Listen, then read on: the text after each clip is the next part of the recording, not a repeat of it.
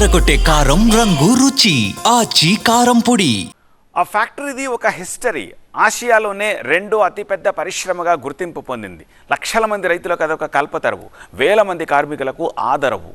ఎన్నో జీవితాలకు ఏళ్ల తరబడి తీపి పంచిన ఆ ఫ్యాక్టరీ కాలక్రమేణా ఉనికి కోల్పోయి కాలగర్భంలో కలిసిపోయే పరిస్థితికి వచ్చింది. ఎప్పటికైనా పునరుద్ధరణ జరుగుతుందన్న ఆశ అలా ఎదురు చూస్తోన్న రైతులకు మళ్ళీ నిరాశేనా? ప్రభుత్వ ప్రకటనతో మళ్ళీ నీలి నీడలు కమ్ముకున్నాయా? ఇంతకీ ఆ రైతులకు ప్రభుత్వం చూపిస్తోన్న ప్రత్యామ్నాయం ఏమిటి?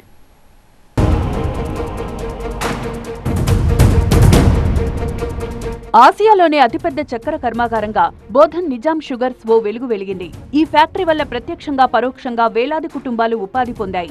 వేలాది మంది నిజామాబాద్ జిల్లా రైతులకు సిరులు కురిపించింది. అయితే ఈ పరిశ్రమ మూతపడ్డంతో అటు కార్మికులు ఇటు చెరుకు రైతులు రోడ్డున పడ్డారు. అప్పట్నుంచి బోధన్లో రైతు సంఘాలు, కార్మిక సంఘాలు పెద్ద ఎత్తున ఉద్యమాలు చేశాయి. ప్రధాన పార్టీలు ఈ అంశాన్ని ప్రధాన ప్రచారాస్త్రంగా చేసుకున్నాయి. బీఆర్ఎస్ సైతం అధికారంలోకి రాగానే ఫ్యాక్టరీని ప్రభుత్వ పరం చేస్తామని హామీ ఇచ్చినా అది కార్యరూపం దాల్చలేదు.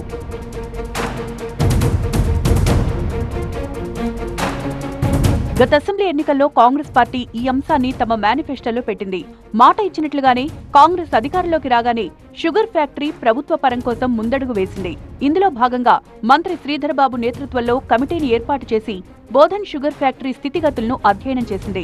అంతేకాదు మరో అడుగు ముందుకేసి పరిశ్రమ బకాయిలు 200 కోట్లు విడుదల చేయడంతో సంతోషం వెల్లివిరిసింది. ఇదే జోష్తో స్థానిక ఎమ్మెల్యే సుదర్శన్ రెడ్డి ఆధ్వర్యంలో రైతులకు అవగాహన సదస్సు ఏర్పాటు చేశారు.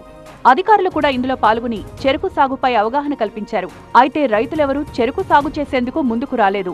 ప్రభుత్వం స్పష్టమైన హామీ ఇవ్వలేదని కొంతమంది రైతులు, కార్మికుల వాదన. ఈ ఫ్యాక్టరీని పునరుద్ధరించాలంటే మొట్టమొదటిగా మనకు 3 యూనిట్లు ఉన్నాయి. ఒకటి బోధన్ యూనిట్, మరి మెట్పల్లి, మంబాజిపల్లి 3 యూనిట్లు ఉన్నాయి. దీంట్లో కొత్త యూనిట్ అనేది మంచి యూనిట్. ఈ రోజు కూడా మరమ్మతులు చేసి స్టార్ట్ చేస్తే మెట్పల్లి యూనిట్ అనేది స్టార్ట్ అవుతుంది. అక్కడ రైతులు కూడా ఉత్సాహంగా ఉన్నారు, ఇక్కడ రైతులు కూడా ఉత్సాహంగా ఉన్నారు. మరి ఇది ఎందుకు అంటున్నాను నేనంటే, ఫస్ట్ చెరుకు నాటాలంటే ఒకేసారి ఫ్యాక్టరీకి క్రషింగ్ సరిపడ చెరుకు నాటడం అనేది సాధ్యం కాదు. కాబట్టి మేము ఏమంటున్నామంటే, ఫస్ట్ మొదటిగా అక్కడ మెట్పల్లి ఫ్యాక్టరీని పునరుద్ధరించి మరి చెరుకు రైతులు అందరినీ చెరుకు నాటించి మరి కొత్త ఫ్యాక్టరీ అనేది ఏర్పాటు చేయాలని చెప్పి మేము కోరుతా ఉన్నాం. చెరుకు పెట్టేందుకు రైతులు ఎందుకు వస్తలేరన్న? రైతులు ఉన్నారు, సిద్ధంగా ఉన్నారు. కానీ నేను అంటున్నా కదా, ఒక ప్రభుత్వము ఒక నిర్ణయం తీసుకొని ఖచ్చితంగా పెట్టాలి అనే నిర్ణయంతో ఉంటే మీకు రేట్ ఇంత ఇస్తాము, ఇంత కాకపోతే ఇంత అనే భరోసా కల్పిస్తే దాని గురించి వాళ్ళు మళ్ళొకసారి ఆలోచించుకొని నిర్ణయం తీసుకుంటారు. ఇప్పుడు కొత్త ప్రతిపాదనను ఈ ప్రాంత రైతుల ముందు పెడుతోంది ప్రభుత్వం. ఇక్కడి రైతులకు అవగాహన కల్పించినప్పటికీ చెరుకు సాగుకు ముందుకు రావడం లేదని, దీంతో ప్రత్యామ్నాయంపై దృష్టి పెట్టినట్లు ప్రకటించారు ప్రభుత్వ సలహాదారులు బోధన్ ఎమ్మెల్యే సుదర్శన్ రెడ్డి. బోధన్ నియోజకవర్గంలోని ఎడపల్లిలో పామాయిల్ పరిశ్రమను నెలకొల్పేందుకు ప్రణాళికలు చేస్తున్నామని చెప్పారు. ఈ ప్రకటనతో బోధన్ షుగర్ ఫ్యాక్టరీ అంశంపై నీలి నీడలు కమ్ముకున్నాయి. డీజిల్లో కూడా కలపడానికి 30-40% అవకాశాలు ఉన్నాయి. కాబట్టి అది మనకు ఎప్పటికి ఉండేది. కాబట్టి పెట్టుమని చెప్తా ఉన్నాం. పెడితే కనీసం ఆ చెట్టు 30-35 సంవత్సరాలు పంటలు వస్తాయని చెప్తా ఉన్నారు. అది నెలకు మనకు డబ్బులు వస్తాయి. ఎట్లా కాయలు కాస్తామో ఆ కాయలు కోసుకుంటూ మనం ఆయిల్ ఫ్యాక్టరీకి ఇస్తాం. జిల్లాలో పామాయిల్ ఫ్యాక్టరీ ఏర్పాటుకు ప్రజాప్రతినిధులు, అధికారులు కసరత్తు చేస్తున్నారు. ఎడపల్లి మండలంలో ఏఆర్పీ క్యాంపునకు సమీపంలో 200 ఎకరాలు కొనుగోలు చేసేందుకు స్థానిక ఎమ్మెల్యే సుదర్శన్ రెడ్డి రైతులతో సంప్రదింపులు కూడా జరిపారు. జిల్లాలో పంట భూముల విస్తీర్ణం 5.60 లక్షల ఎకరాలు కాగా వరి సాగు 4.32 లక్షల ఎకరాలుంది. సాగునీటి కొరత, వర్షాధారంపై సాగవుతున్న పంటలతో రైతులు నష్టపోయే ప్రమాదం ఉంది. వరి స్థానంలో అధిక లాభాలొచ్చే పామాయిల్ సాగు చేసేలా రైతులను ప్రోత్సహించాలని నిర్ణయించారు. 195 రూపాయలు విలువగల మొక్కను రైతులకు కేవలం 20 రూపాయలకు ఇవ్వడంతో పాటు ఏడాదికి పెట్టుబడి కింద ప్రభుత్వం 4200 రూపాయలు అందించాలని భావిస్తోంది. ప్రస్తుతం 5625 ఎకరాల ఆయిల్ పామ్ సాగును పెంచేందుకు అవగాహన కార్యక్రమాలు నిర్వహిస్తున్నారు.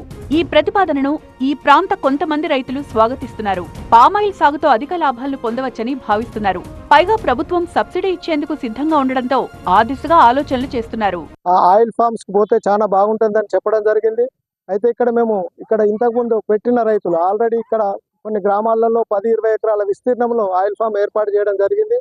అక్కడ వాళ్ళు చెప్పిన అభిప్రాయాలను చూస్తూ ఉంటే ఆయిల్ ఫామ్లో మంచి అంటే ముందు ముందు మంచి దశ ఏర్పడే అవకాశం ఉంది, రైతులకు లాభదాయకంగా ఉండే అవకాశం ఉంది. కాబట్టి మొత్తంగా పామాయిల్ ఫ్యాక్టరీ ప్రతిపాదనతో షుగర్ ఫ్యాక్టరీ అంశం ఎటువైపు వెళ్తుందో చూడాలి.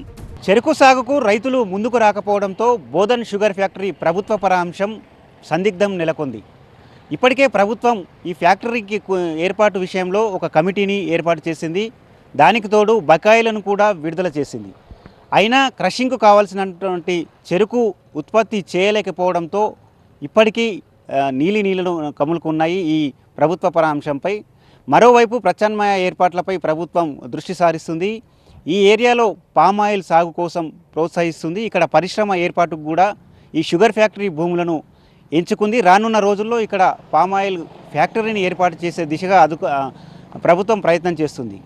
ఈ నేపథ్యంలో షుగర్ ఫ్యాక్టరీ ప్రభుత్వపర అంశం ఇక ప్రశ్నార్థకంగానే మిగిలనుంది అనే వార్తలు వినిపిస్తున్నాయి. కెమెరా పర్సన్ అరవింద్తో దివాకర్, టీవీ9 నిజామాబాద్.